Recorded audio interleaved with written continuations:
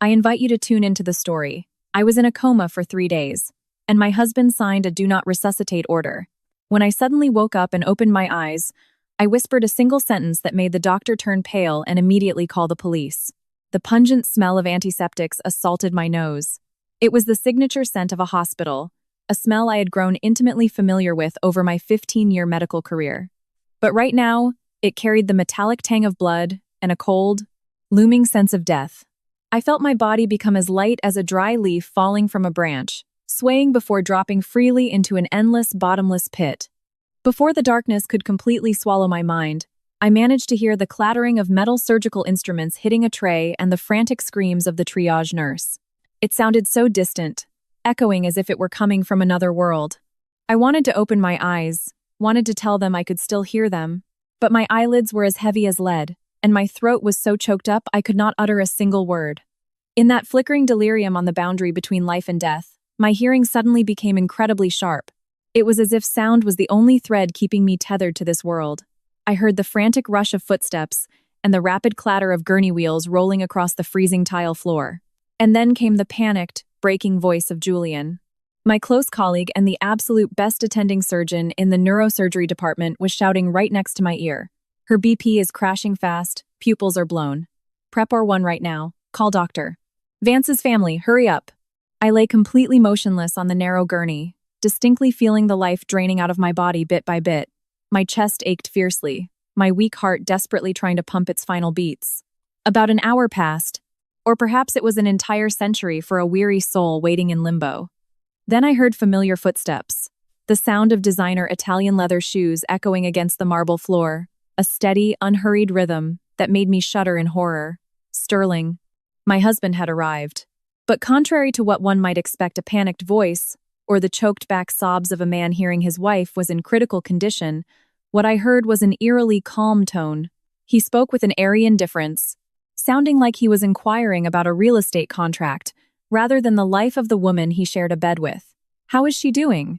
Can you save her, or is she going to be a vegetable? Julian seemed momentarily stunned by that attitude. I heard Julian take a deep breath to suppress his anger, his voice trembling. Sterling Harper suffered a massive brain hemorrhage.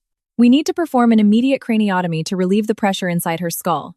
The success rate is 70%. We can absolutely save her. Sign the surgical consent form, hurry. We do not have any more time. The space suddenly plunged into a terrifying silence.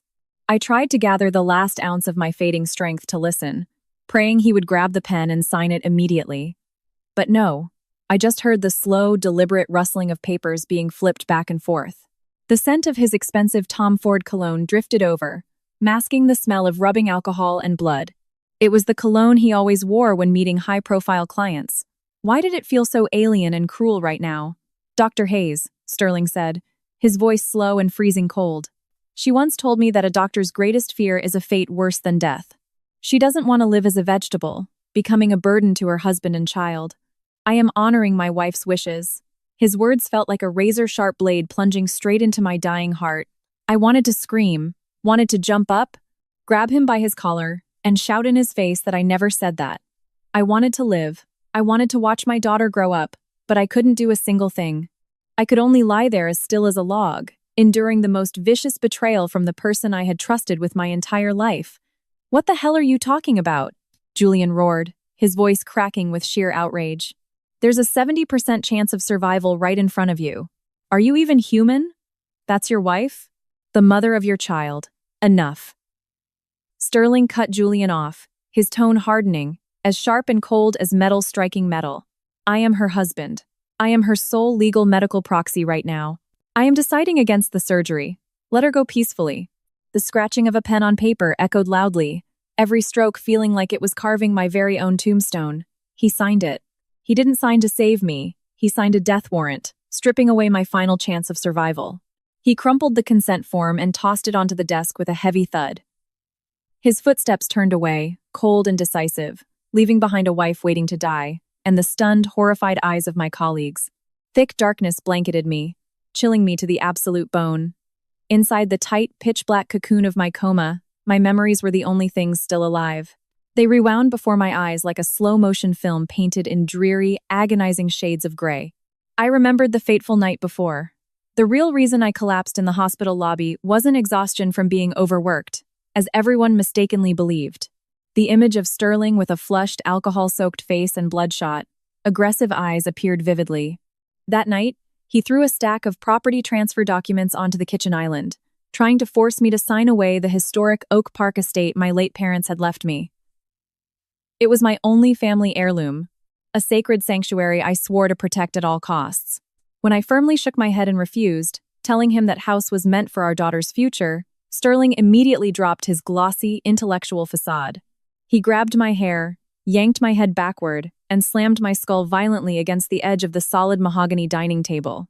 The impact was so severe I heard a sickening crack echo inside my skull. I saw stars, and a wave of nausea hit me instantly. "You're a doctor. You know exactly where to hit someone so they die without leaving a mark, right? Sign this right now," he growled, his breath reeking of heavy bourbon right in my face. I gritted my teeth, endured the pain, stumbled to my feet, and managed to drag myself to work the next morning because I had a crucial scheduled surgery.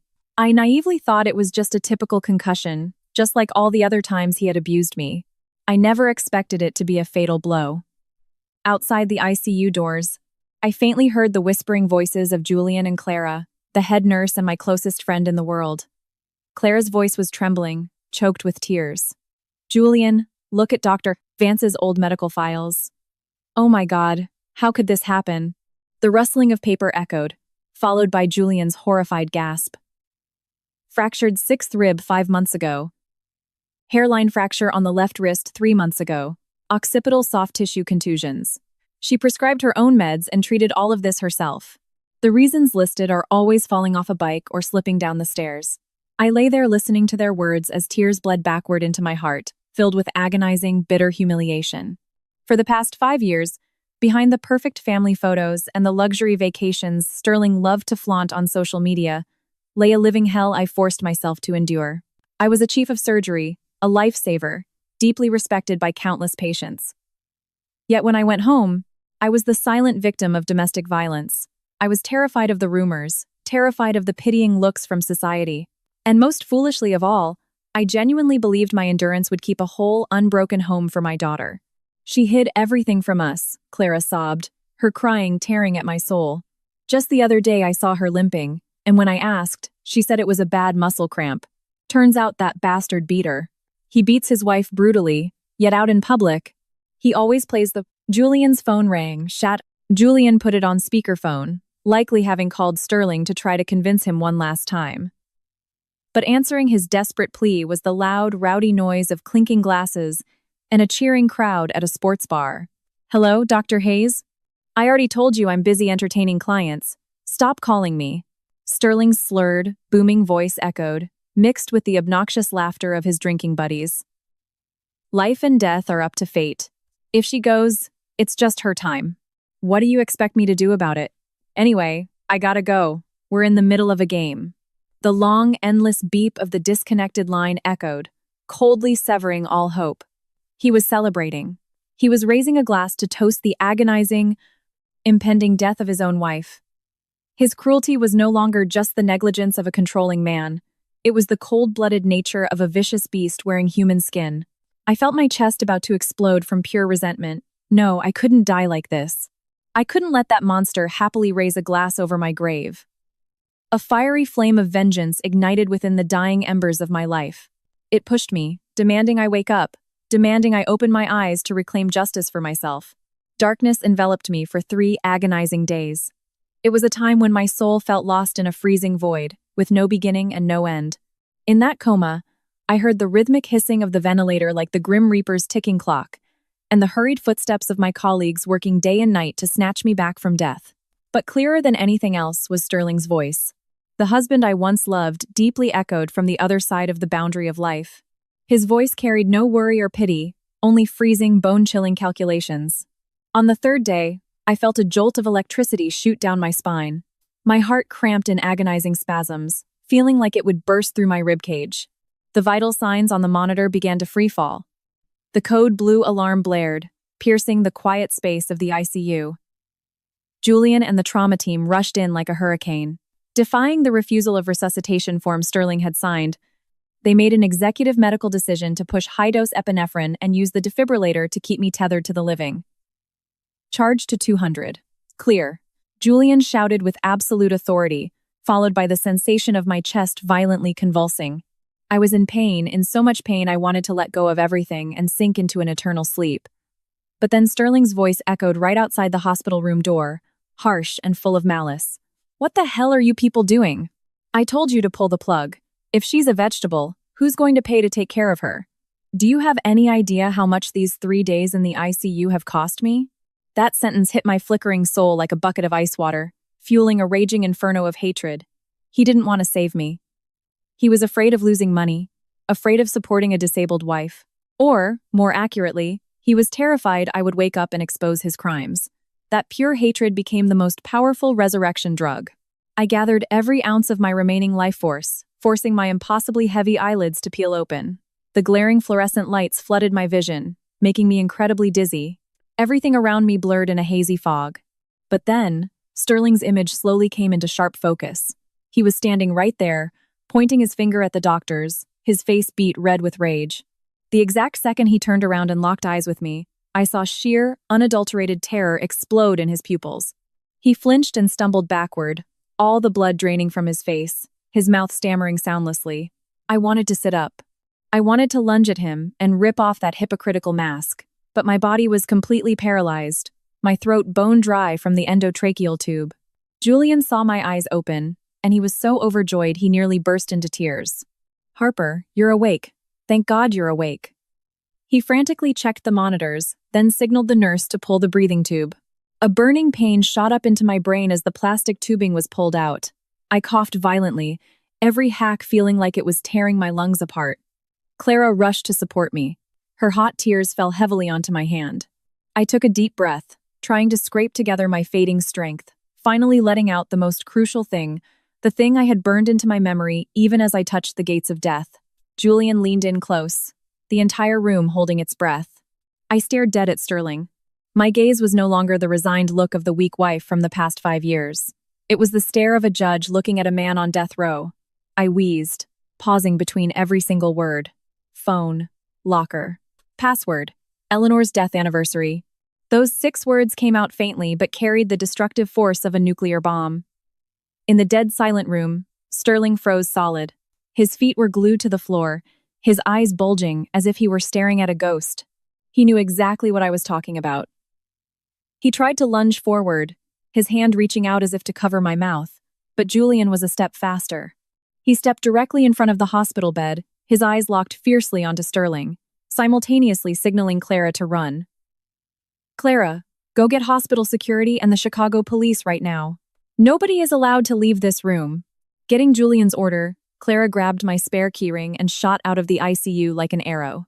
The sound of her sneakers pounding against the empty hospital corridor felt urgent and frantic, mirroring the extreme panic in her heart. Lying on that bed, even though I didn't see it with my own eyes, I could perfectly picture my best friend's every move. For years, Clara was the only one who vaguely sensed the red flags in my life. But I was the one who always found a way to cover them up, brushing off her concern with forced fake smiles.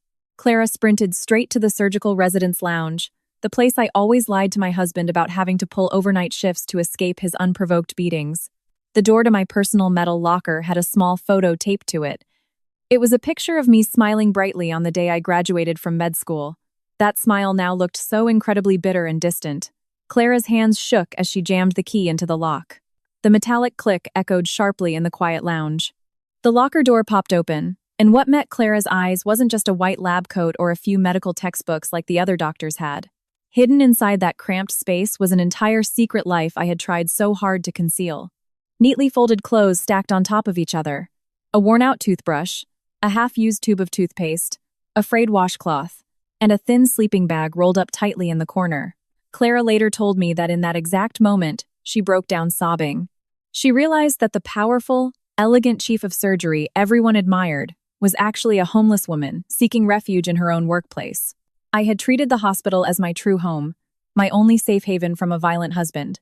Those old belongings were proof of the long nights I huddled in the lounge, too terrified to go back to our condo because I feared Sterling's drunken rages, his stinging slaps, and the heavy punches to my ribs. Clara reached deep into the darkest corner of the locker. I had carefully camouflaged it with a thick stack of medical journals. Her fingers brushed against something hard and freezing cold. It was my old, outdated smartphone, its screen webbed with spiderweb cracks, lying silently like a mute witness waiting for the day it could finally speak. I had hidden it there for an entire year, living in constant terror every single day that he would find it. But it was the absolute last life preserver I could cling to. Clara grabbed the phone, feeling like she was holding her best friend's life in the palm of her hands. She didn't dare hesitate for a second longer. She slammed the locker shut, clutched the phone tightly to her chest, and sprinted back to the ICU.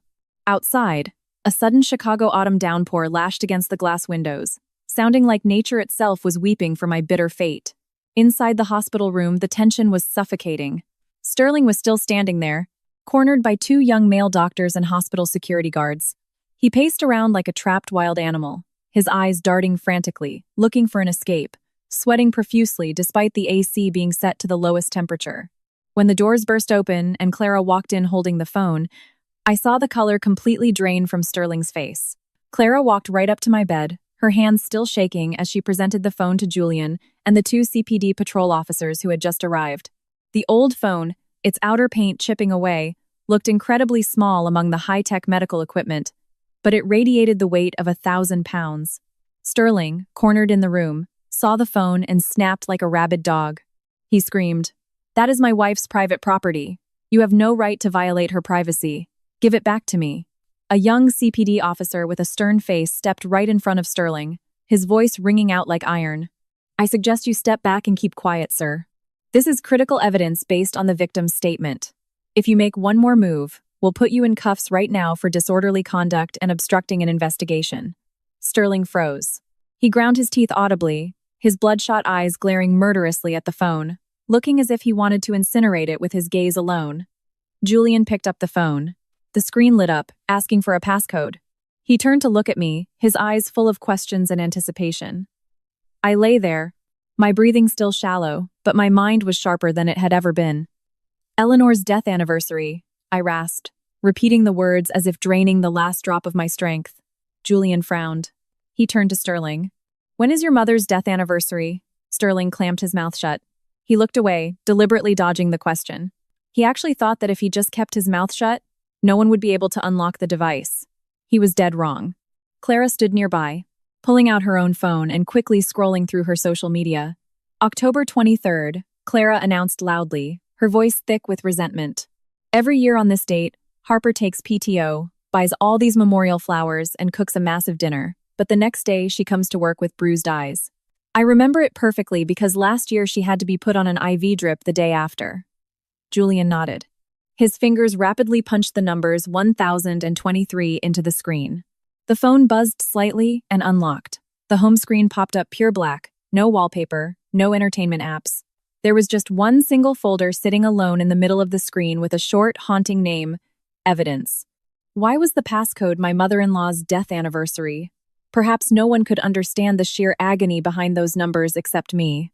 That was the day Eleanor passed away from a chronic illness 6 years ago, and it marked the beginning of my life's tragedy.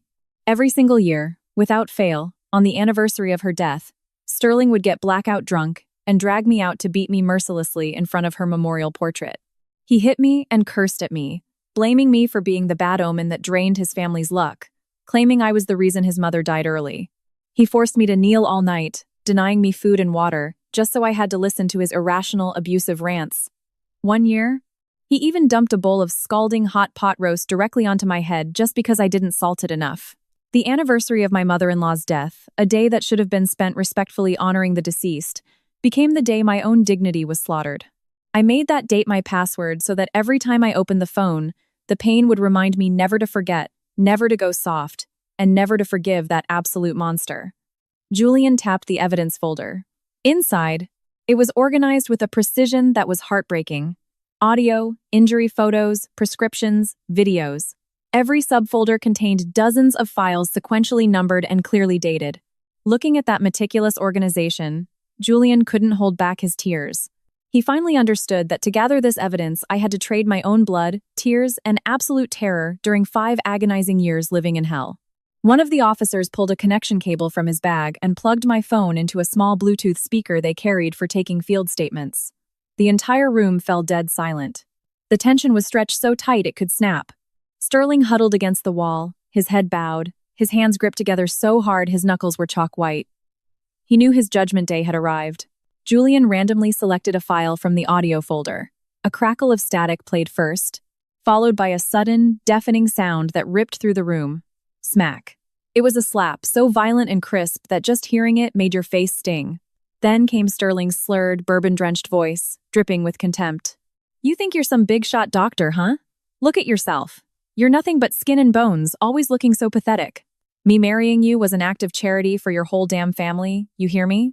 Then came my own voice, begging, trembling, and frail. "Please. Sterling, you're drunk. Go to bed. Please don't hit me anymore. I have a major surgery tomorrow. Screw your surgery." Sterling roared on the recording, accompanied by the loud crash of shattering objects. "You make a pathetic salary and you're gone all day and night. I forbid it. Starting tomorrow, I forbid you from going to work. You stay home and serve me. If you step 1 foot out that door, I will break your legs." Everyone in the room shuddered. The young CPD officer clenched his fists, glaring at Sterling with pure disgust. None of them could have imagined that beneath the polished, respectable exterior of a successful real estate developer lay a soul this twisted and sick. Sterling remained silent, but his shoulders began to violently shake. He was sweating bullets, soaking completely through his expensive dress shirt. Julian switched to another recording, dated 3 months ago. This time, there was no sound of physical beating, but the content was infinitely more terrifying. "Sign it. I told you to sign the loan papers right now." Sterling hissed through his teeth. "I need 500 grand to flip this project. If you don't sign it, I'll throw you out on the street. Don't think you can hide those bank accounts your parents left you. I know about all of them. That's Piper's college fund from my parents. I can't." My recorded voice was sobbing. "Your money is my money. You are my wife. I have the right to do whatever I want with your assets. If you don't hand it over, don't blame me for being vicious." A heavy thud echoed, followed by my piercing scream, which was instantly silenced. The recording ended with Sterling's heavy panting and him muttering curses. "Stupid bitch. Beating you is the only way you learn." Hearing this, Clara couldn't take it anymore. She buried her face in her hands and sobbed. Julian's eyes were bloodshot. He looked at me with deep sorrow. For years, I had always acted strong and cheerful around my colleagues. Who would have guessed that the moment my front door closed, I was facing a demon wearing a husband's skin? Those vile words and brutal beatings had eroded my body and soul, day by day, hour by hour. The lead detective signaled to turn off the speaker. He walked right up to Sterling, his voice deep, firm, and entirely devoid of mercy. "Sterling Vance, based on this preliminary evidence, we have sufficient grounds to arrest you for aggravated domestic battery. You're coming with us to the precinct." The freezing cold steel of handcuffs clamped down on Sterling's wrists. The metallic clicks echoed sharply, cold and absolute. Sterling didn't struggle or argue anymore. He looked like a deflated balloon, utterly pathetic and broken. As he was being escorted past my hospital bed, he lifted his head, his eyes locking onto mine one last time. There was no aggression left in those eyes, only terror and a hint of sheer disbelief. Perhaps, even at this very moment, he couldn't process that the submissive wife he had despised for so long was the one sending him to prison, using the exact evidence he thought would remain buried in the dark forever. Julian hesitated for a second before deciding to open the injury photos folder. His finger swiped across the touchscreen, seemingly heavy as lead, as if he were turning the pages of a diary soaked in blood and tears. The first photo popped up, enlarged on the screen. What struck everyone was a massive, pitch-black hematoma taking up my entire thigh, standing out starkly against pale skin. In the corner of the photo, I had carefully used an app to overlay the date and reason, May 17th, 10 minutes late due to Chicago traffic.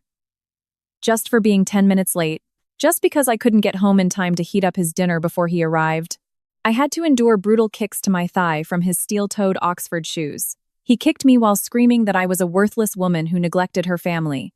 Meanwhile, I had just finished a 4-hour emergency appendectomy. I remembered limping for an entire week after that, lying to my coworkers that I accidentally bumped into an operating table. The second photo appeared.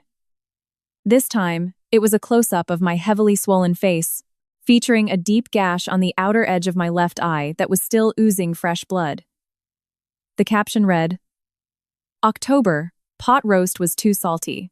I lay on the hospital bed, squeezing my eyes shut, but the burning pain of the slap from that day still felt entirely fresh on my skin. He had thrown the scalding hot soup right at me. The heavily salted broth seeped into my open wound, stinging all the way to my brain. He didn't just hit me. He forced me to get on my hands and knees and lick the spilled broth off the hardwood floor like a dog, demanding I apologize between licks for not knowing how to please my husband. And just like that, photo after photo scrolled before the eyes of everyone in the room. Every single picture was a scar, an agony I had bitten my tongue to endure in silence. There were photos of my bare back, crisscrossed with angry red, bleeding welts, layered over one another like a sinister web.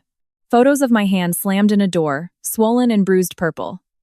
Sterling stood there, his face shifting from bright red to pale, and then to a sickly white. He stammered, his voice trembling as he tried to salvage his very last shred of dignity. Those are because she bruises easily. We occasionally have minor physical altercations, or things get out of hand when we're joking around. I never meant any real harm. Joking around? Clara screamed. She couldn't hold back, lunging forward and shoving the phone right in Sterling's face. Open your damn eyes and look. Who jokes around and beats their wife until her bones fracture and her skull cracks? Look at it. Are you a human being or a monster? Sterling backed away. He turned his face, unable to look directly at the damning evidence.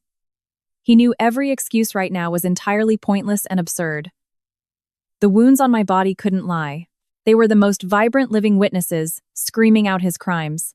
I looked at him, an infinite wave of bitterness rising in my chest.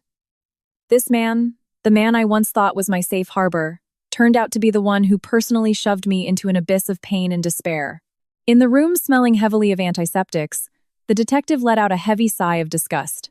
He looked at Sterling with absolute contempt, the kind of look reserved for a coward who only knows how to use his fists to dominate a weaker woman.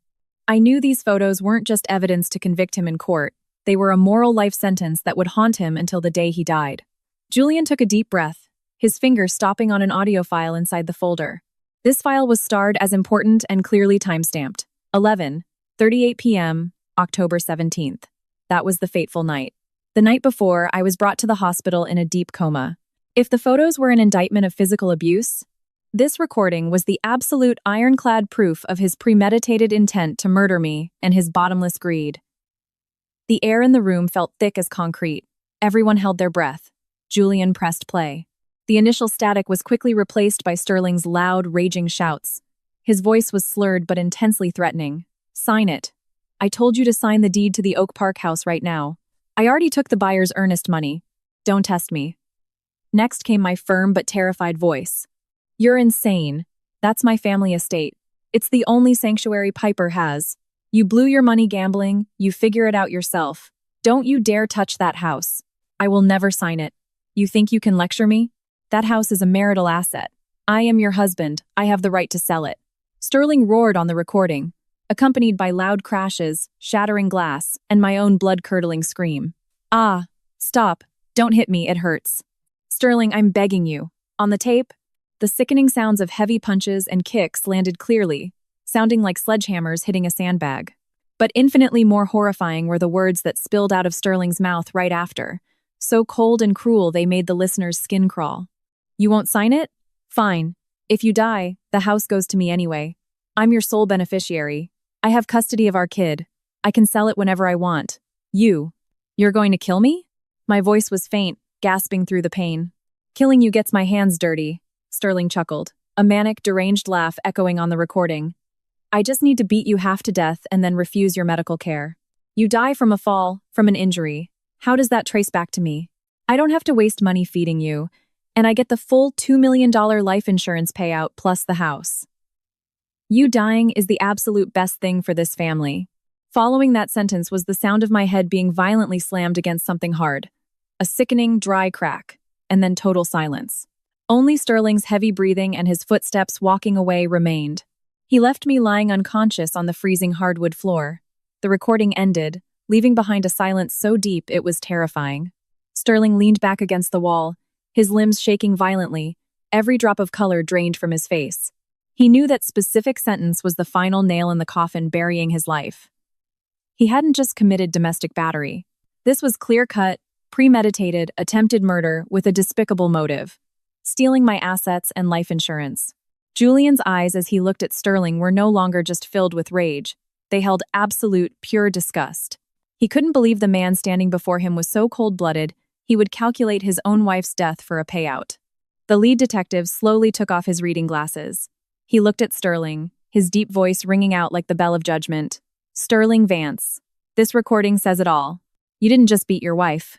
You fully intended to take her life to steal her property and her life insurance. This is an unforgivable crime." I lay on the bed, hot tears streaming down my face. Finally, the naked truth about the man I slept next to had been dragged into the light. Physical pain can heal over time, but the scars in my soul from human betrayal and malice are something I will probably never forget as long as I live. The detective signaled his two subordinates, his face hardened, strict, and authoritative. He loudly declared the emergency arrest of Sterling Vance. "You are under arrest for aggravated domestic battery and attempted first-degree murder. You have the right to remain silent. Anything you say can and will be used against you in a court of law." Hearing the words arrest and murder, Sterling seemed to snap out of a trance. The survival instinct of a coward kicked into overdrive. He thrashed and screamed like a maniac, trying to break free from the iron grip of the two young officers. "Let me go. You have no right to arrest me. This is a private family matter. I am her husband. I have the right to discipline my wife. If she isn't pressing charges, what right do you have to arrest me?" He spun toward me, his bloodshot eyes full of a chaotic mix of threats and begging. "Harper, say something. Tell them to let me go. I'm your husband. I'm Piper's father. Are you really going to let our kid be known as the girl with a father in prison? You're awake now, so let it go." Husbands and wives argue behind closed doors. Why drag the police into this? I closed my eyes, a single tear rolling down my gaunt cheek. He was still the exact same. Right to the bitter end, using our child as a human shield, using the title of family to manipulate me. But this time was different. My heart had died the exact second he put pen to paper and signed that "do not resuscitate" form. I said nothing, merely turning my face toward the wall. My silence was the most decisive answer, an absolute rejection of this cursed relationship. Click. The freezing sound of metal snapping shut echoed, cutting off Sterling's pointless screaming. The shiny steel handcuffs locked tight around his wrists, marking the end of the era where he reigned terror over my small home. He was dragged out the door, his shoes dragging against the linoleum, making a sharp, grating noise. As he passed my bed, he snapped his head back. The look he gave me held absolutely no trace of affection, only pure, toxic hatred. "You remember this. If I get out of here, you are dead. You evil bitch. How dare you send your own husband to jail?" His curses faded and completely died out once the heavy ICU doors swung shut, returning the room to its usual quiet. But that quiet carried a strangely tragic tone. I opened my eyes, staring blankly at the sterile white ceiling. I didn't feel the triumph or joy I had imagined. Inside me there was only a vast, infinite emptiness. Deliverance came hand in hand with heartbreaking agony. Julian stepped closer, gently pulling the thin hospital blanket up over me. His eyes looked at me with deep sympathy and shared pain. I lay there, feeling like my energy had been completely drained away with Sterling's departing footsteps. The pain from my unoperated wounds and my old injuries began to roar back to life, tormenting my already broken body. Julian and Clara stayed right by my side. They didn't dare step a foot away. Clara slumped into a chair, her eyes red, her hands still clutching my old phone like it was a sacred relic. She carefully plugged a cable in, connected it to a laptop, copied all the data onto a USB drive, and uploaded it to a secure cloud server. "Harper, just rest. Julian and I will handle everything else," Clara said softly, her voice still shaking with emotion. I gave a slight nod, my eyelids incredibly heavy. I wanted to sleep. A deep, dreamless sleep to escape this brutal reality. But my hypersensitive hearing still picked up the chaotic murmurs echoing from the hallway. Even though the ICU doors were tightly shut, they couldn't block out the gossip of nosy onlookers. I heard her husband got arrested by the CPD right on the spot, dragged out in handcuffs. Yikes. He looked so polished. Who knew he beat his wife? You really can't judge a book by its cover. But I heard the wife is ruthless too. Secretly gathering evidence for years, just to throw him in prison. Women these days are terrifying. Those words felt like needles jabbing into my ears. People are like that. They love to spin tales and cast judgment on other people's trauma without knowing any of the facts. I knew a media storm was coming. A prestigious female chief of surgery abused by her husband nearly died because he refused her care, and then personally sent him to jail. It would be prime gossip for water cooler chatter, fueling staring eyes and cheap pity. I gripped Julian's lab coat tightly. My hand was shaking violently. I wasn't afraid of physical pain, but I was terrified of the court of public opinion. I was terrified my daughter would grow up surrounded by those rumors. Julian seemed to understand my panic. He gave my hand a reassuring squeeze, his eyes resolute. Don't listen to them. You did the right thing. You were incredibly brave, and we will always stand by you. Julian's words acted like a sedative, helping my erratic heartbeat slowly stabilize. He was right. I did nothing wrong. I was just protecting my own life, protecting my daughter's future. I closed my eyes, letting the soothing darkness take over, reminding myself that I had to be strong. After a fitful sleep filled with nightmares, I woke up when the weak morning sunlight filtered through the blinds, casting a pale beam across the stark white bedsheets. The very first sensation wasn't physical pain from my crisscross scars, but a strange, profound relief in my soul. It felt as if a 1,000-pound boulder that had crushed my chest for 5 years had finally been lifted. Julian and Clara were still on standby. Their faces were exhausted from a lack of sleep, but their eyes lit up with joy when they saw me stir. Clara quickly helped me sit up, tucked an extra soft pillow behind my back, and handed me a cup of warm water. The soothing water washed down my dry throat, waking up the dormant cells in my body, reminding me that I was still alive. And the war for justice had only just begun. The hospital room door clicked open. The lead detective and a female investigator walked in. They weren't in uniform, wearing plainclothes instead, and their demeanor was incredibly considerate and restrained. They likely didn't want to put more psychological pressure on someone who had just returned from the brink of death. The detective pulled up a chair next to my bed. He took out his notepad and a voice recorder. His voice was warm but highly professional. Dr. Vance, we know you're still recovering, but your statement right now is absolutely critical to finalizing the case file. Please stay calm and tell us exactly what happened.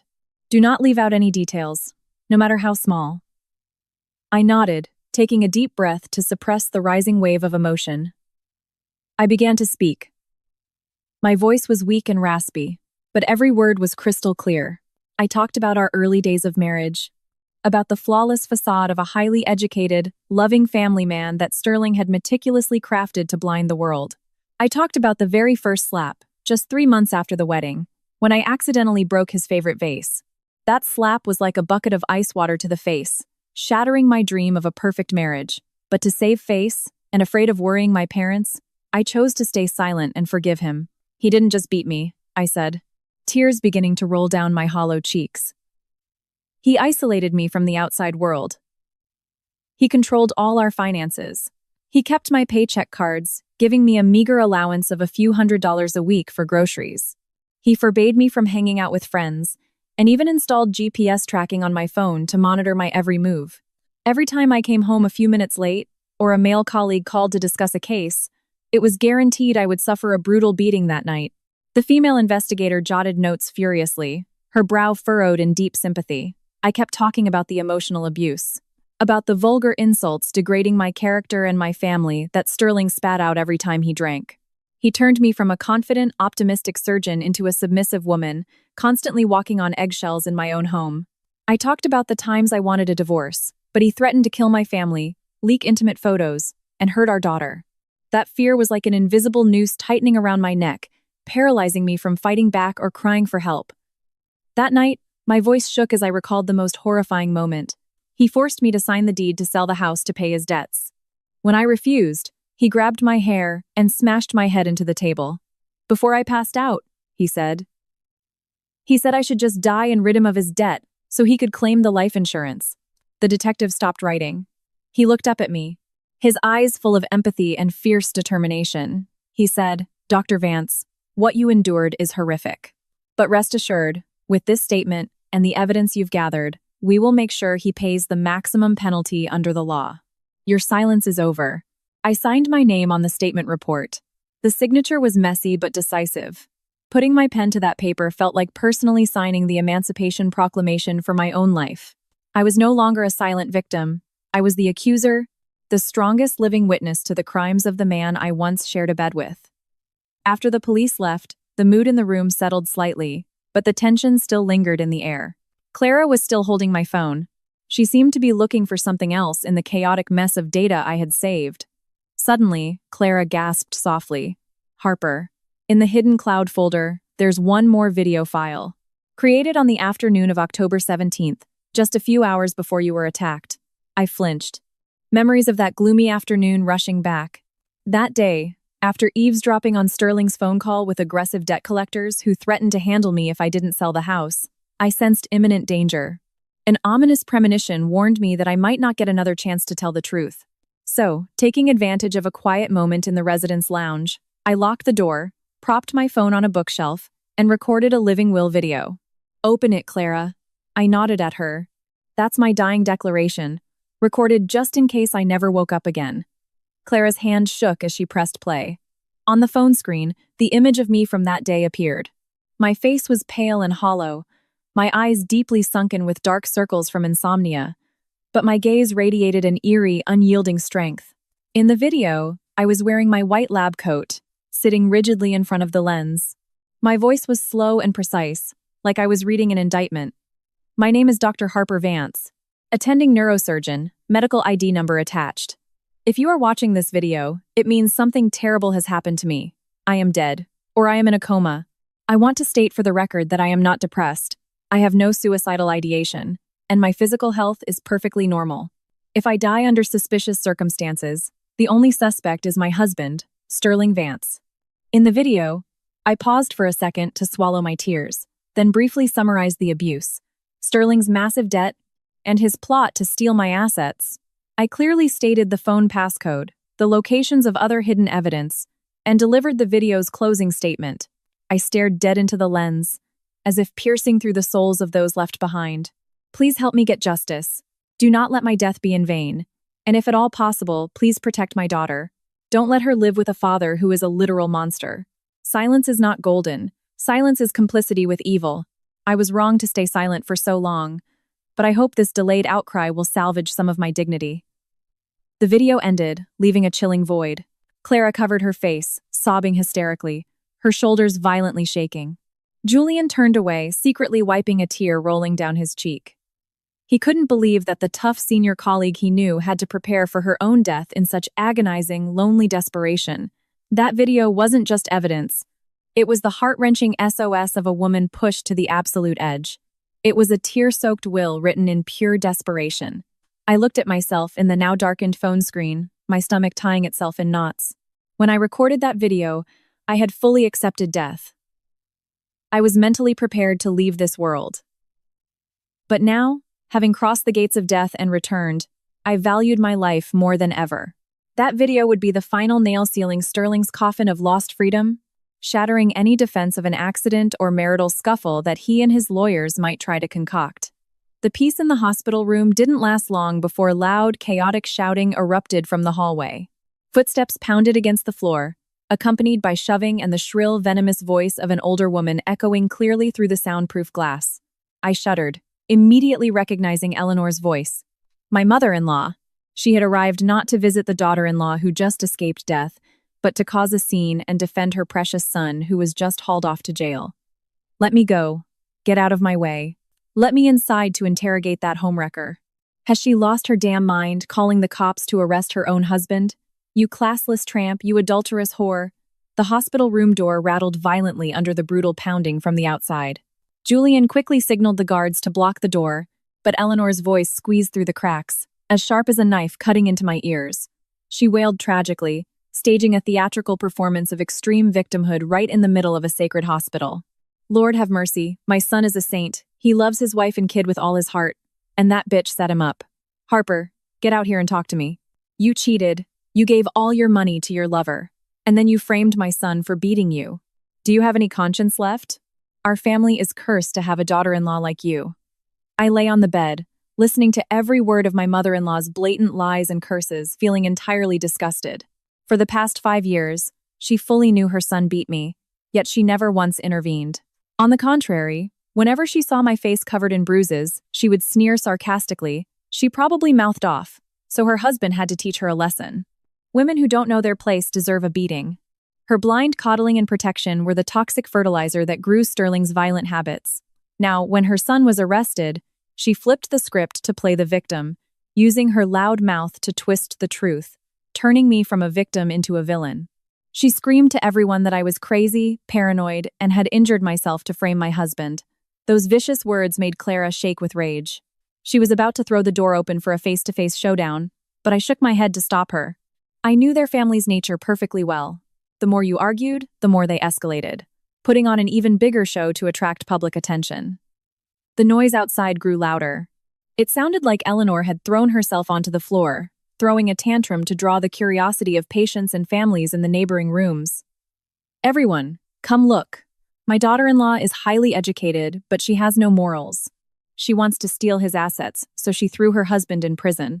My son is innocent. I closed my eyes, a bitter smile spreading across my lips. The apple truly doesn't fall far from the tree.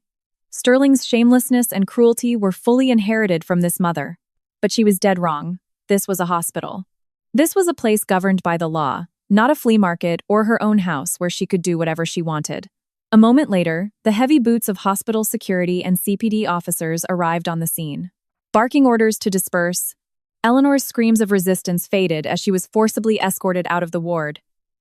The space returned to silence, but the humiliation lingered. I felt like I had just been stripped naked and dragged through the mud in front of a crowd. But simultaneously, I felt a strange relief. My mother-in-law's clumsy, crude theatrical performance helped sever whatever tiny bit of loyalty or guilt I had left. From this moment on, her family and I were officially on two opposite battle lines. We were no longer family, we were mortal enemies. That afternoon, the lead detective returned to the hospital room. His face was much more somber than in the morning. He brought a thick case file, placed it gently on the table, and looked at me with deep severity. He said the expanded investigation had revealed horrifying secrets about Sterling's motive. Truths that even I, the wife who lived with him for 5 years, had only vaguely suspected a tiny fraction of. Dr. Vance, we verified Sterling's financial status.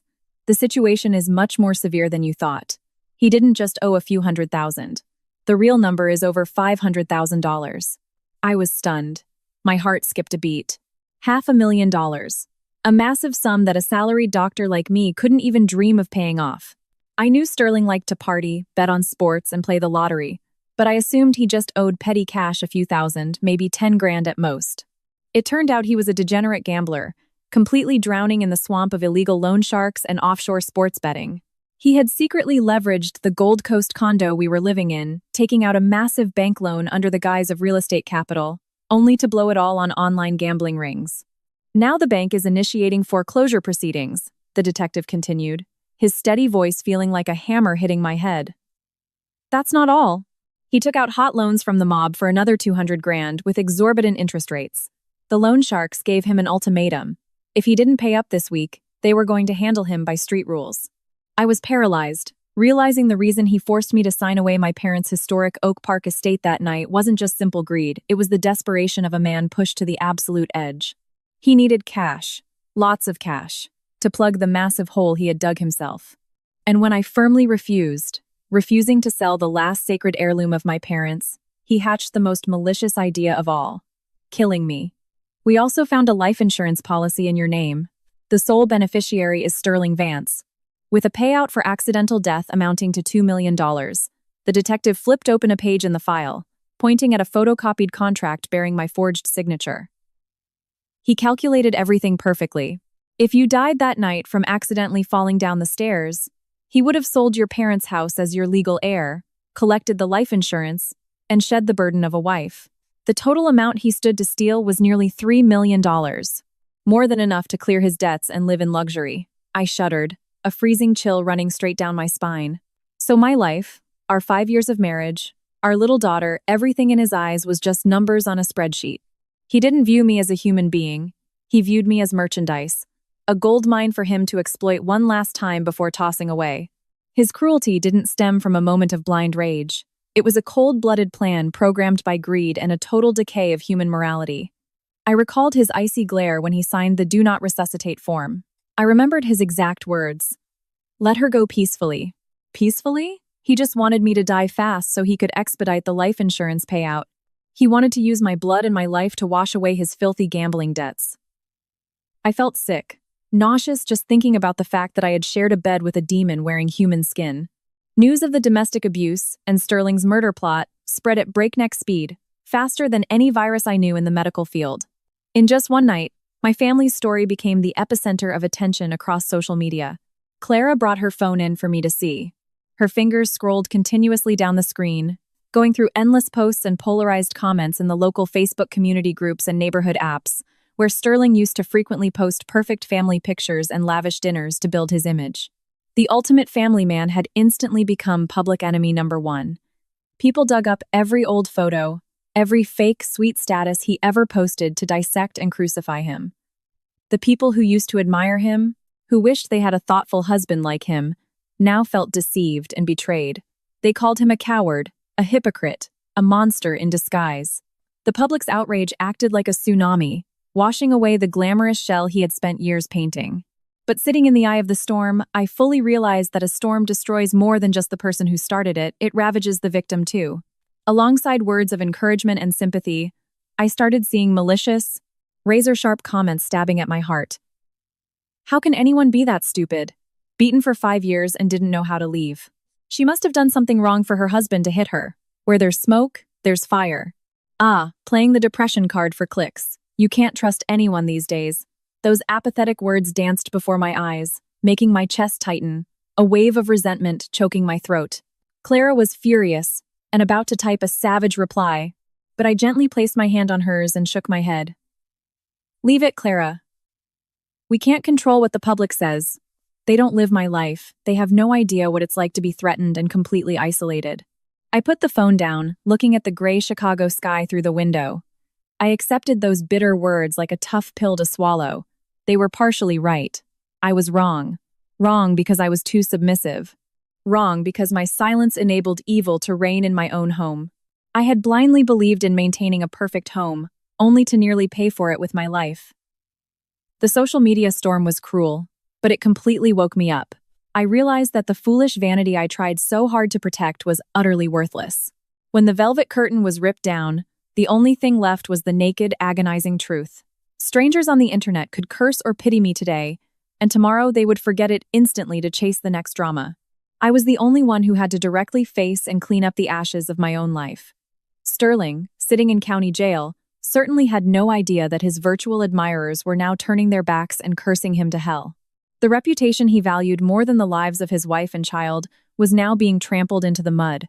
That was the price he had to pay for living a fake, superficial life. 2 weeks later, the doctors allowed me to transfer from the ICU to a regular room. My health had shown positive signs. However, the lingering effects of the beating and the critical trauma still haunted me stubbornly. Just walking had become sheer torture for me. Every time my feet touched the floor, the pain from the old fractures in my ribs and ankle flared up, shooting straight to my brain and making me break out in a cold sweat.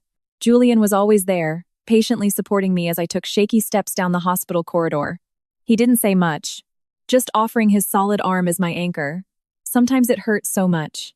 I wanted to give up, to collapse on the floor and cry out all my frustration. But looking into Julian's steady eyes, looking at Clara's dedication and the rest of my colleagues, I gritted my teeth and stood back up. I had to get better. I needed enough strength to stand in court, look my enemy dead in the eye, and demand justice.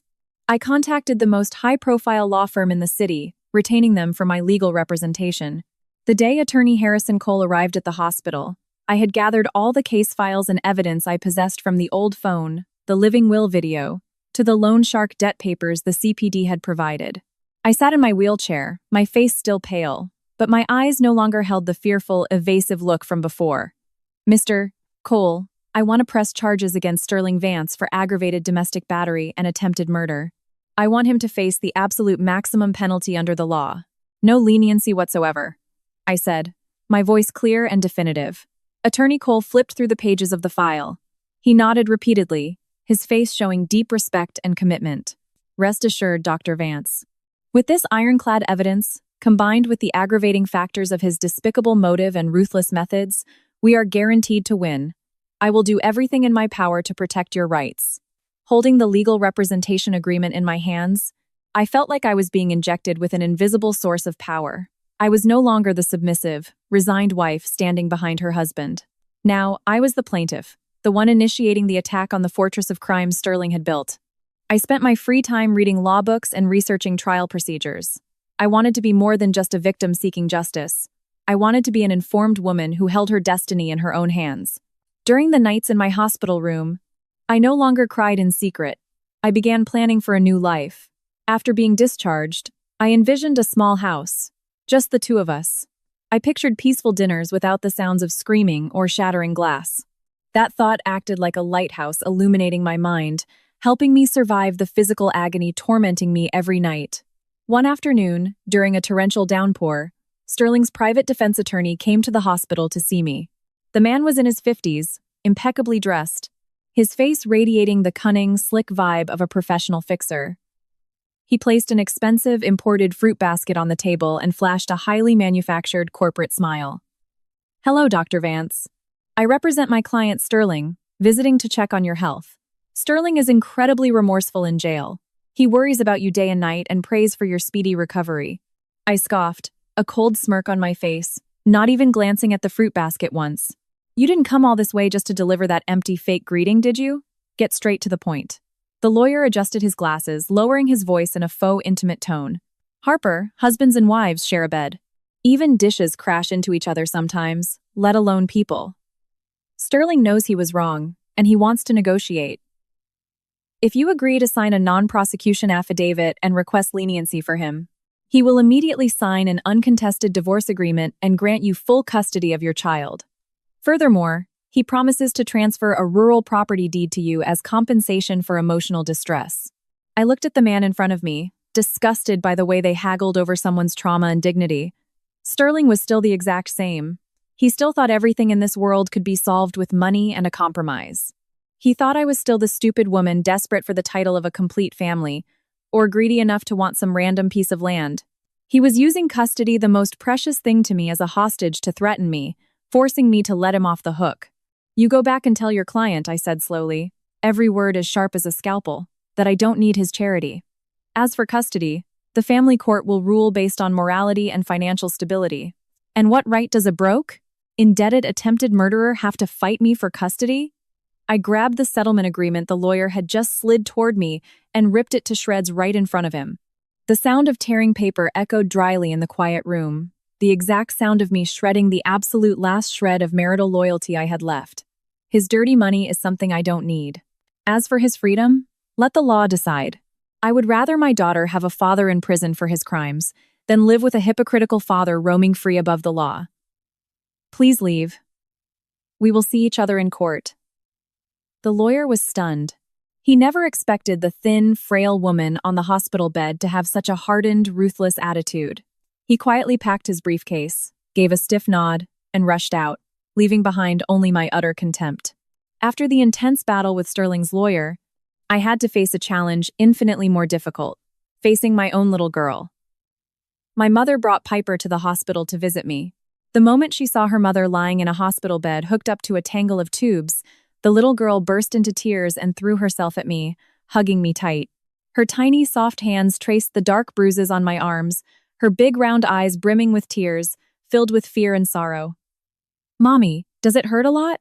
Why are you sick for so long? Where's Daddy, Mommy?" "Grandma said Daddy went on a business trip. When is he coming back to us?" Her innocent questions rubbed salt into my bleeding heart. I hugged her tight, inhaling the sweet scent of baby shampoo in her fine hair, trying desperately not to break down crying. I had asked myself 1,000 times whether I should lie to her to preserve the image of her father. Would this brutal truth stain her pure young soul?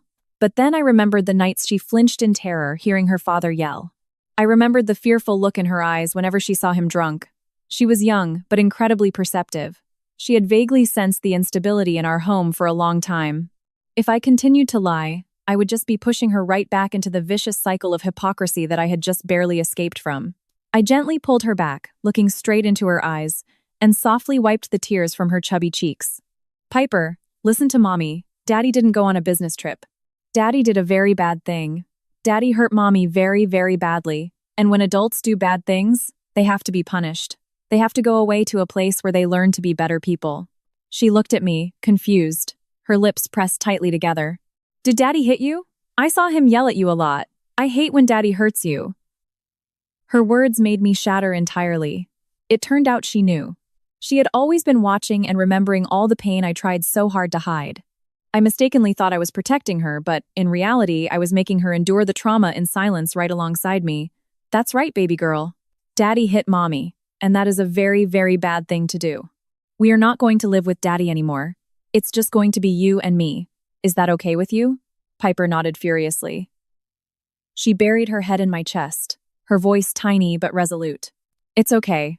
I just need you, Mommy. I'll be good. I'll protect you. I won't let anyone hit you ever again. I hugged my child, tears of happiness and sorrow weaving together. My daughter's heartbreaking maturity was my biggest motivation to never, ever allow myself to collapse. I realized that the truth, no matter how painful, is always better than a beautiful lie. I had demolished the wall of silence between mother and daughter, and from now on, we would rebuild our lives on a foundation of truth and love. During my days in the hospital waiting for the preliminary hearing, I no longer felt lonely inside those cold, stark white walls. My story was like a stone thrown into a calm lake, creating ripples that awakened the conscience of the people around me. They were the silent witnesses, people who had previously chosen to stay quiet about my suffering because they were afraid of getting involved, driven by the ingrained mindset of minding their own business. But now, they bravely stepped into the light to stand by my side. The first person to seek me out was Dr. Meredith, a colleague from my department who rarely spoke to me beyond pleasantries. She walked into the room holding a fruit basket, her eyes red and her face full of guilt. She grabbed my frail hand, her voice choking up. Harper, I'm so sorry. I was so oblivious. A few times when I saw you wearing sunglasses to work, or saw you secretly popping high-dose painkillers in the lounge, I suspected something, but I just brushed it off. I thought marital spats were normal. Who would have guessed? Who would have guessed you were enduring a living hell? Doctor. Meredith's delayed apology made my nose sting. I didn't blame her, nor did I blame anyone else. In this fast-paced society, people are busy worrying about their own bills, busy worrying about their own small pockets of happiness.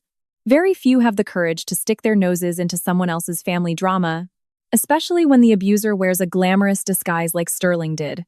I gave a weak smile, shaking my head to reassure her. Please don't blame yourself. It's because I hid it too well. It's because I was too weak. It wasn't just my colleagues. The lead detective informed me of news that was both surprising and deeply moving. The neighbors at the luxury Gold Coast condo where I used to live, the people who usually just gave a cold, polite nod in the elevator, had collectively spoken up. The old doorman, who had seen me running down to the lobby in the middle of the night with swollen eyes on multiple occasions, voluntarily went to the precinct to give a statement. He talked about the times Sterling was drunk and screaming down the hallway, about the loud crashes that sounded like furniture being thrown coming from my unit late at night. Most importantly, Chloe, the neighbor living in the unit right next to ours, had sent the police a video extracted from her hallway Ring camera. It showed Sterling grabbing me by the hair and dragging me out of the elevator and into our apartment on a stormy night 2 months ago. Chloe relayed a message to me through my lawyer. I regret it so much, Harper. That night when I heard you scream, I was going to step in, but my husband stopped me, saying it was domestic business and we shouldn't get involved. If only I had been more decisive, knocked on the door, or called security, maybe you wouldn't have had to endure the beatings that followed. Their remorse, although late, provided critical pieces of the puzzle that completed the full picture of Sterling's crimes. Those testimonies proved his violent behavior wasn't a one-time outburst, but a systematic, ongoing pattern executed openly, regardless of who was watching. I lay in the hospital bed reading the deposition transcripts, my heart tightening. It turned out I was never completely abandoned. Kindness and compassion still exist in everyone. It's just that sometimes they are buried under fear and apathy. When people finally dare to break down the wall of silence, justice has a chance to be served. Those silent witnesses, they weren't just helping me, they were saving their own consciences. I silently thanked them because, in the end, They chose to stand in the light, chose to protect a vulnerable woman, rather than continuing to compromise with the evil running rampant right next door. 3 months later, when the physical wounds on my skin had scarred over but the pain in my soul was still bleeding, that fateful day finally arrived. The criminal trial for Sterling Vance on charges of aggravated battery and attempted first-degree murder with the aggravating factor of a heinous motive was open to the public. The sky that day was gloomy, dark clouds swirling over the city's skyline like they wanted to pour down rain to wash away the filth of humanity. I refused the stretcher, insisting that Julian and Clara help me into a wheelchair. I wanted to sit with my back straight, wanted to hold my head high to face the man who had trampled on my life. The wheelchair rolled through the imposing gates of the courthouse. The sound of the wheels grinding against the pavement sounded dry and gritty. A massive crowd of reporters and curious onlookers had gathered in the courtyard early in the morning. Camera flashes went off nonstop. Lenses were pointed directly at me like the black barrels of guns. I didn't dodge them, nor did I bow my head in shame. I wore sunglasses to hide my eyes, which were still bruised. My thin hands gripped the armrests of the wheelchair to draw courage. When I was wheeled into the courtroom, the chaotic noise instantly died down. Every eye turned toward the small, frail woman wearing oversized hospital clothes. And then, on the opposite side, the door for the defendant opened. 2 sheriff's deputies escorted Sterling inside. My heart skipped a beat, my hands unconsciously gripping so hard my nails dug into my skin. Was this really Sterling? The polished, handsome man who always had his hair slicked back with gel and smelled of expensive cologne. Now, he looked absolutely pathetic. His head had been shaved close, exposing a gaunt, sickly, pale face. He was wearing an Orange County jail jumpsuit, his shoulders, once so arrogant, now slumped and lifeless like a withered leaf. He walked with his head down, refusing to look side to side, dragging his feet heavily toward the defense table. Sitting in the gallery, I saw Eleanor, his mother, staring at me with eyes shooting fire. If looks could kill, I probably would have died 1,000 times under that hateful glare. She let out a tragic, "My boy," and began to sob hysterically, but was quickly ordered to be quiet by the judge. The presiding judge struck his gavel, the sharp crack echoing through the massive courtroom, signaling that the hour of judgment had arrived. I took a deep breath, trying to regulate my heart, which was pounding erratically in my chest. This is not the time to be weak, Harper. This wheelchair isn't a symbol of disability. It is a throne of survival.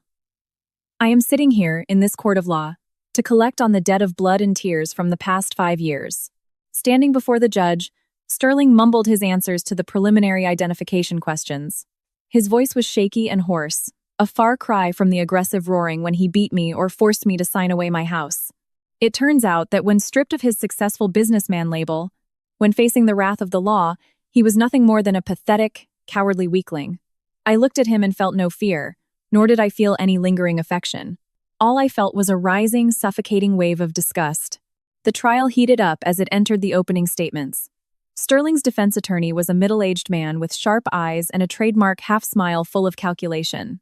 He was infamous in legal circles as a fixer who could turn black into white, willing to use any dirty trick to get his clients off. He stood up, adjusted his tie smoothly, and began his defense with a booming but venomous tone. "Your Honor," he stated clearly, his eyes glancing mockingly in my direction, "my client, Mr. Sterling Vance, admits there was a physical altercation with his wife. However, we must closely examine the root causes that led to this unfortunate event. Where there is smoke, there is fire. A gentle man who loves his family as much as Mr. Vance, why would he lose control to such an extent?" I sat frozen in my wheelchair, feeling my blood boiling. What was he doing? Was he about to blame the victim? Based on my investigation, the lawyer continued, his voice dropping to sound sympathetic. Dr. Vance is a workaholic who frequently neglected her family and child. She treated the hospital as her home, placing her patients above her own husband and daughter. Mr. Vance tried to talk to her multiple times, but she refused to change, causing marital resentment to build over time. Furthermore, postpartum, Dr. Vance showed severe signs of depression and psychological instability, constantly snapping and provoking her husband. Those blatant, fabricated lies felt like poisoned daggers plunging straight into my heart. I gripped the wheelchair tightly. My knuckles were white with pure rage. So this was their strategy. Smear my character, paint me as a terrible wife, and an irresponsible mother to justify Sterling's violence.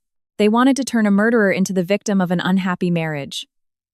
On the night of the incident, the lawyer raised his voice. Dr. Vance was the one who raised her voice first, insulted Mr. Vance's dignity, and even threatened divorce and taking their child away. This provoked Mr. Vance in a moment of extreme, uncontrollable passion, causing him to accidentally push her. The injury to Dr. Vance's head was an unfortunate accident from a fall. Mr. Vance had absolutely no intent to kill. The courtroom erupted into whispers. Some shook their heads in dismay. Others looked at me with suspicion. The lawyer's cunning rhetoric was starting to infect the minds of the jury and gallery. I felt my chest tighten, tears of pure outrage threatening to spill over. I was beaten half to death, stripped of my right to live, and yet here, in a court of law, they dragged my name through the mud. They accused me of being the cause of my own suffering. Sterling stood at the defense table, his head bowed as if in remorse. But I swear I saw the corner of his mouth twitch up into a smug smirk. He actually believed money could buy justice, that he could hire spineless tongues to cover up his crimes. The feeling of being verbally abused right in front of a crowd was even more painful than physical lashes. I wanted to stand up. I wanted to scream that they were lying, but my body wouldn't let me. I could only bite my lip until it bled, swallowing the bitter pill, waiting for the moment the truth could speak for itself. Just as Sterling's lawyer finished speaking with a triumphant look, thinking he had successfully planted doubt in the court's mind, Attorney Harrison Cole, my representative, slowly stood up. He didn't rush to verbally rebut those deceitful arguments. Instead, he requested the court's permission to display the most critical piece of evidence. A tiny USB drive was plugged into the courtroom's AV system, projecting onto the massive screen and blasting through the high-powered speakers. The room went dead silent. All eyes were locked on the large screen. The audio file opened. The initial static vanished, replaced by the deafening, vulgar sounds echoing from the past, ripping through the fake, solemn atmosphere the defense had just constructed. You won't sign it? Fine. If you die, the house goes to me anyway. I just need to beat you half to death and then refuse your medical care. I don't have to waste money feeding you, and I get the full life insurance payout. Sterling's voice rang out crystal clear, icy and terrifyingly cruel. That was not the voice of a husband in a moment of passion, or a man who accidentally pushed his wife, as the defense claimed.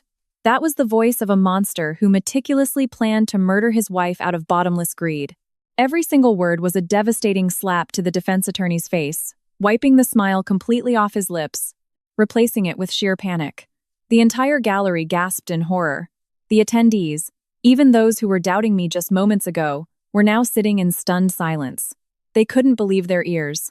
The naked truth was more brutal than any movie script. Following the audio, the photos of my injuries were displayed one by one. My back covered in a grid of whip marks, my swollen face, my severely bruised legs. That silent evidence held more destructive power than tens of thousands of eloquent defense arguments. Sterling, standing at the defense table, had legs shaking so badly he collapsed into his chair. He didn't dare look up at the screen, burying his head in his hands as if trying to escape reality. He knew it was over.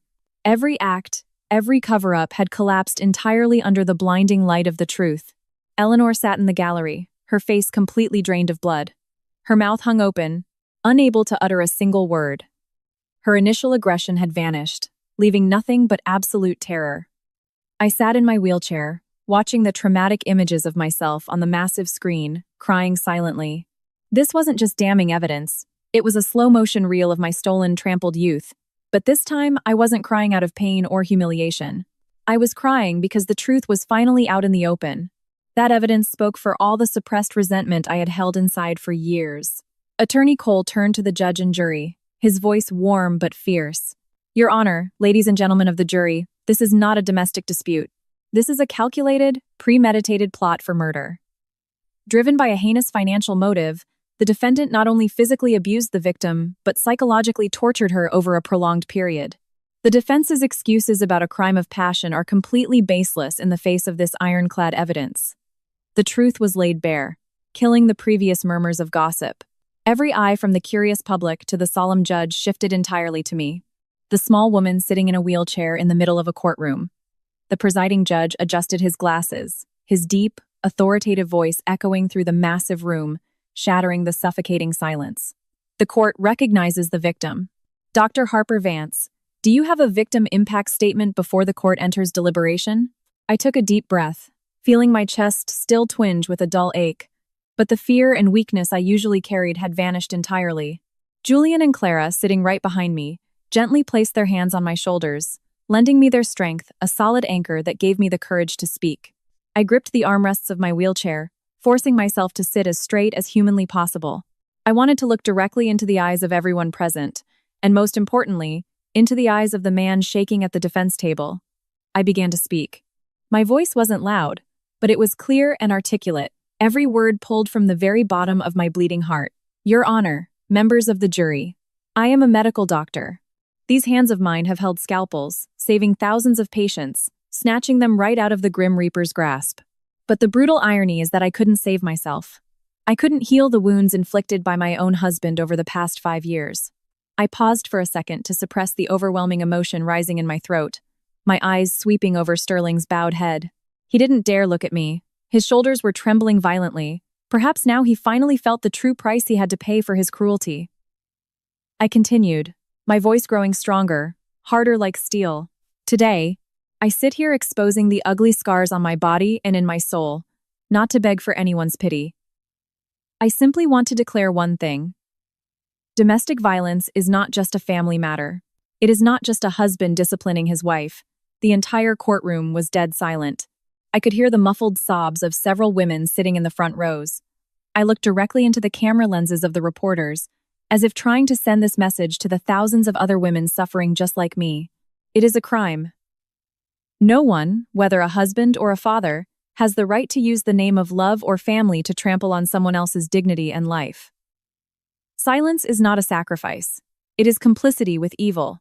I almost paid with my life to realize that, and I hope no one else ever has to walk down this agonizing, tragic path I walked. Finishing my statement, I felt like the massive boulder that had been crushing my chest for years was finally gone. I turned to look at Sterling one last time. My eyes were strangely calm. There was no hatred left, no lingering attachment. There was only pity for a human being who threw everything away due to his own greed and selfishness. The deliberation period dragged on slowly, like bitter coffee dripping to the bottom of a cup. Sterling sat slumped in the defendant's chair, his head in his hands, exuding the utter despair of a man who already knew his tragic end. Eleanor sat in the gallery, her face pale, her eyes swollen from crying, occasionally whimpering her son's name in desperation. She looked at me with eyes that were both resentful and pleading, but I responded only with cold silence. Because misplaced forgiveness is simply cruelty to oneself. Finally, the buzzer signaled the judge's return. Everyone in the room stood up. The judge, with a stern face, held the carefully deliberated verdict and began to read in a commanding voice that echoed across the vast space. Every word of the verdict struck like the gavel of justice, exposing the crimes and sealing the fate of the perpetrator. Based on the evidence, documents in the case file, and the arguments presented in court, the judge stated loudly, "The court finds the actions of the defendant, Sterling Vance, to be exceptionally severe, directly violating the life and physical well-being of the victim, which is protected by law. The defendant committed this crime with deliberate intent and a heinous motive to steal assets, demonstrating a total disregard for the law and a complete moral decay." My heart hammered rapidly, my hands gripping the wheelchair tightly as I waited for the final sentence. For these reasons, the court finds the defendant, Sterling Vance, guilty of aggravated domestic battery and attempted first-degree murder. Combining the sentences for both charges, the defendant, Sterling Vance, is sentenced to 18 years in state prison. Additionally, the defendant is ordered to pay full restitution for all medical bills and emotional distress suffered by the victim, in accordance with the law. 18 years. That number struck like a bolt of lightning for Sterling and his family. Sterling staggered, his knees buckling. It took 2 deputies catching him to stop him from collapsing entirely right there. All the blood drained from his face. His eyes stared vacantly into space as if he couldn't believe what he had just heard. His life, his career, the status he was so proud of everything, ended right here. Behind the wooden railing, Eleanor let out a blood-curdling scream, and then fainted dead away into the arms of a relative. The gallery erupted in whispers, the wailing of the defendant's family mixing with the relieved sighs of those rooting for justice. I sat silently. A single hot tear rolled down my cheek. But this time, it wasn't a tear of pain or fear. It was a tear of liberation. a tear proving my belief that justice, no matter how delayed, is always real. The judge's gavel slammed down on the bench. Bang! With one definitive sound, he closed the trial, closing a dark, tragic chapter of my life forever. The luxurious, modern Gold Coast condo. My husband and I lived in the place that held the fake, glamorous memories, and the long, tear-soaked nights was officially foreclosed by the bank to cover the massive loans Sterling left behind. On the day I moved out, I didn't take much. Just a few sets of clothes for my daughter and me, and the keepsakes that truly belonged to me. Looking at the expensive designer furniture and the fine art covered in bank foreclosure notices, I felt no regret. Instead, I felt incredibly relieved, like I had just escaped a suffocating, gilded cage. My life savings were almost entirely wiped out by my husband and his debts. I walked out into the street empty-handed, but inside I felt wealthier than ever before. I was wealthy because I still had my life, I still had my daughter by my side, and most importantly, I had my freedom. I took Piper back to my parents' old house in Oak Park, the place I had left empty for years. The historic, modest home had peeling paint showing the wear of time. The iron gate creaked whenever it opened. But to me, right now, it was the warmest and safest castle in the world. After 2 months of resting to recover my health and stabilize my life, I decided to return to Pierce Memorial Hospital. On my first day back, I stood in front of the mirror for a very long time, adjusting my freshly ironed white lab coat and clipping my ID badge over my left breast. A mix of familiarity and nervousness fluttered in my heart. I took a deep breath, reassuring myself that everything was going to be fine. I was terrified of the pitying looks, terrified of the whispers behind my back about the doctor whose husband went to prison. But I knew I couldn't hide forever. Walking into the hospital lobby, the familiar smell of antiseptics hit me, but this time, it didn't carry the metallic stench of death like it did in my horrifying memories. It was the smell of life, of the dedication I had committed my entire youth to. I kept my head down and walked fast, trying to avoid the curious stares of the people around me, my heart pounding in my chest. But entirely contrary to my fears, when I walked into the neurosurgery department, I saw Julian, Clara, and all my colleagues waiting there for me. In their hands were beautiful bouquets of flowers, and on their lips were the brightest, most genuine smiles.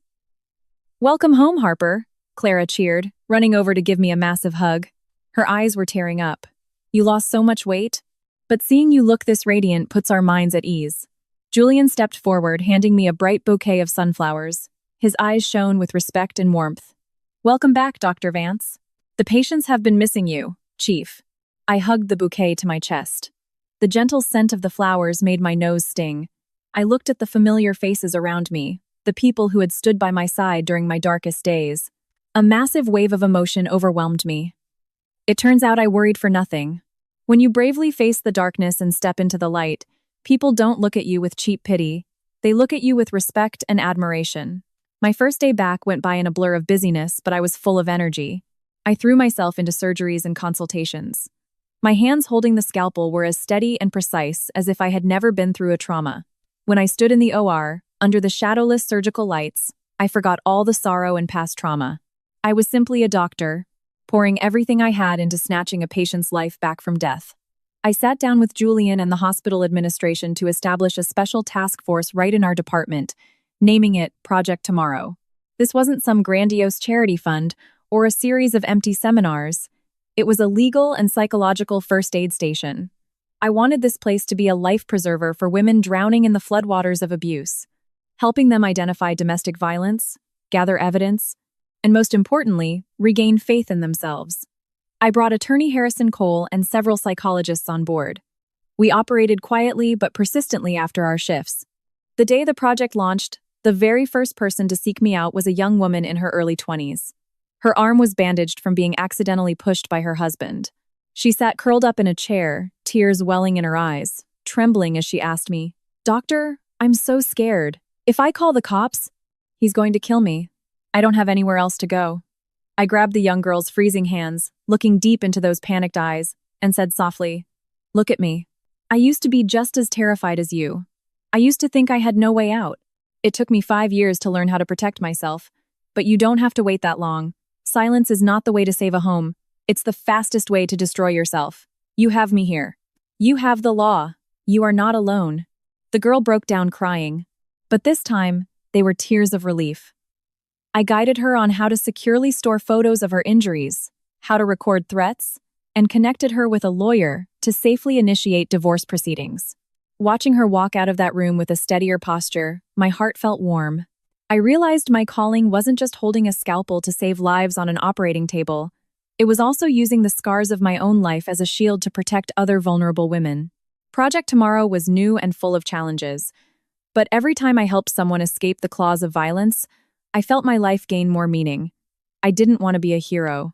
I just wanted to be a big sister, a friend offering a hand when they needed it, letting them know that after a long, dark night, tomorrow the sun will rise again.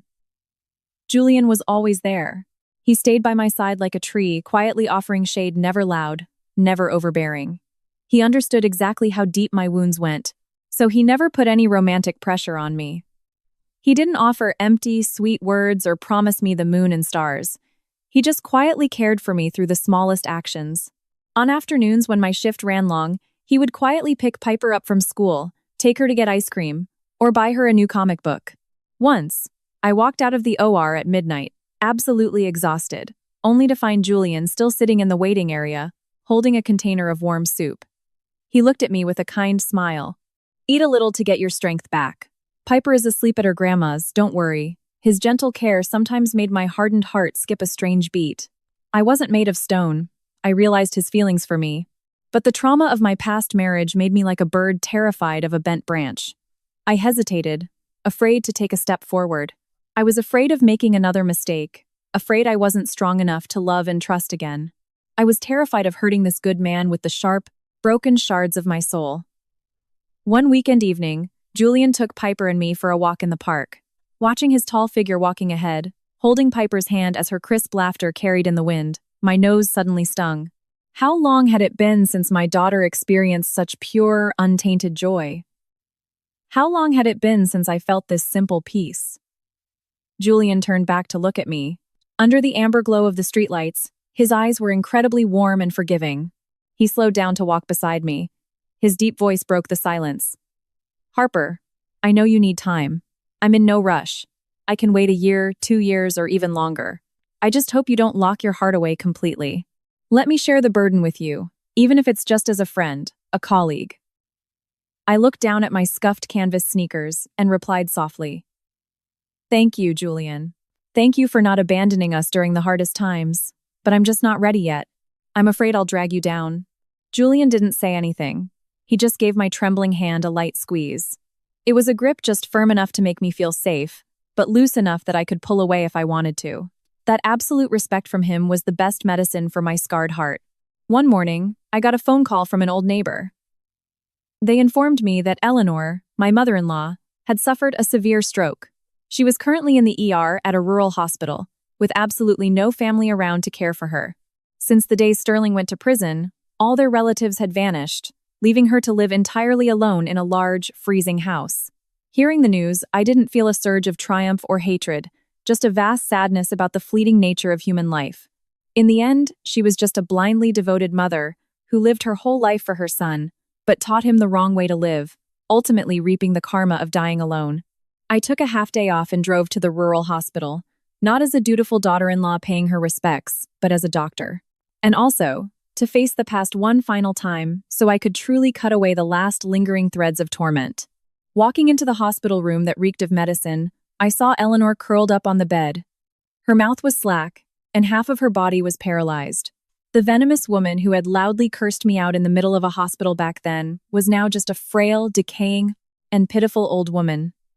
Seeing me walk in, her eyes flashed with shock, which quickly morphed into shame and fear. She tried to mumble, wanting to say something, tears streaming down her wrinkled face, but no words came out. I stepped closer, calmly reviewed her medical chart, and adjusted her IV line. My movements were practiced and professional, but completely detached. "You should just rest," I said, my voice soft but entirely devoid of affection. "I've already paid the hospital deposit for you. I also hired a nursing assistant to take care of you for the next few days. As for me, this is the last time I will ever be here." Eleanor stared at me.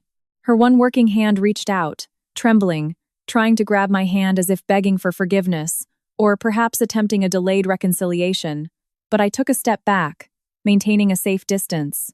I didn't hate her anymore, but I couldn't pretend the trauma never happened.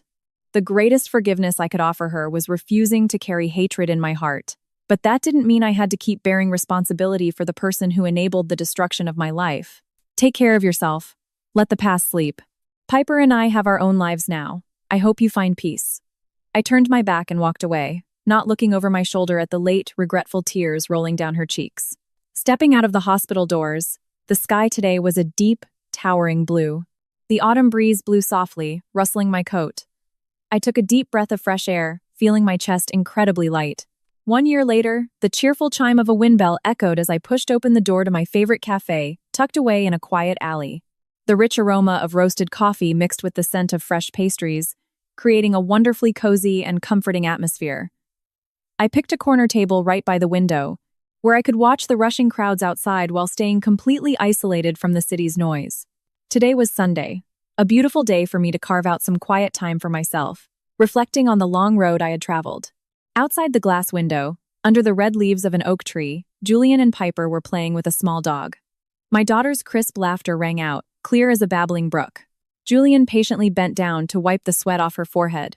The way he looked at her was overflowing with love, no different from a real father.